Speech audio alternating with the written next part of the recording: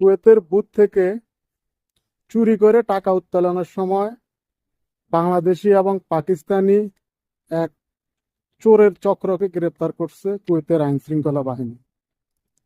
কুয়েতের স্বরাষ্ট্র মন্ত্রণালয়ের বরাতে বলা হয়েছে যে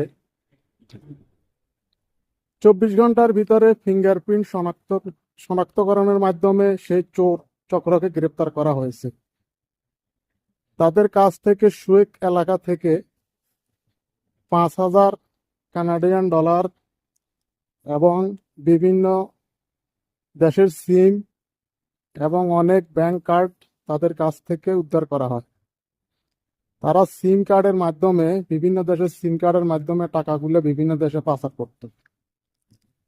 তাদেরকে কুয়েতের আইন শৃঙ্খলা বাহিনী গ্রেপ্তার করছে এবং তাদেরকে বর্তমানে তাদের বিরুদ্ধে আইন অনুযায়ী যে ব্যবস্থা সেই ব্যবস্থা গ্রহণ কুয়েতের আইন শৃঙ্খলা বাহিনী করবে।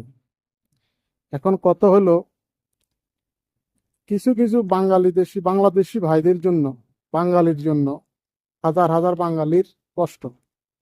এখন যদি কুয়েত সরকার, আল্লাহ মাফ করুক, যদি বাংলাদেশের ভিসা আবার বন্ধ করে দেয়, একবার তো বাংলাদেশ, পাকিস্তান আর অন্যান্য দেশের ভিসাগুলো বন্ধ করে দিছিল বিভিন্ন জালিয়াতির কারণে। আর এখন এই জালিয়াতির মধ্যে জড়িত আছে বাংলাদেশিও একজন।